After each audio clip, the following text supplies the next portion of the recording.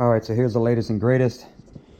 Today we'll be doing final installation. Everything's done with the trimming. If you guys can tell, I've had this thing painted and it looks just wet.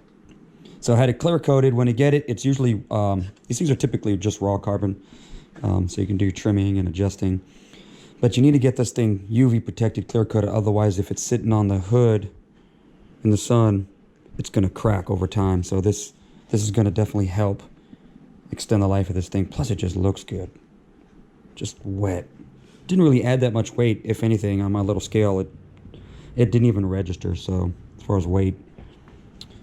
Anyway, I put the green tape on the edges because I'm going to be doing just some, I need to trim the holes a little bit. They've had some clear coat, a drip into it. So I got to just get those looking a little bit wider. I did most of it off camera. So I'm just going to widen some of these a little bit. This hole, I changed some to different hardware.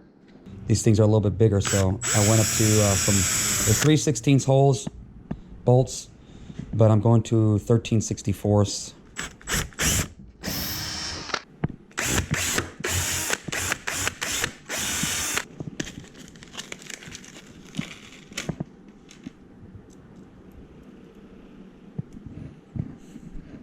So I don't know if you can see this hardware I'm using. It's very flat. Decided to change up. This is got it from McMaster car. That's the part number. Trying not to scratch this new thing I got here.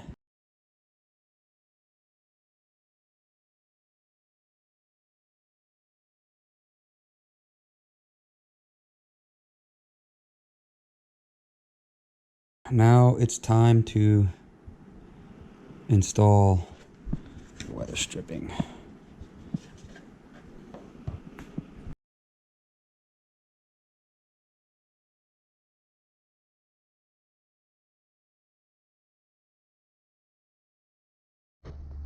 Installation complete.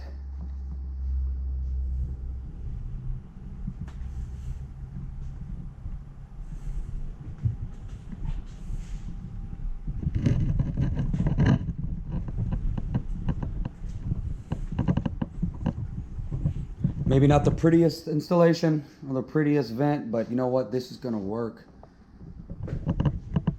Exactly what I was looking for. Low profile hardware.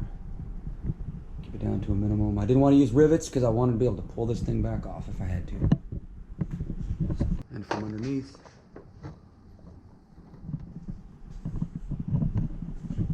There's plenty of room, by the way, at least in this platform.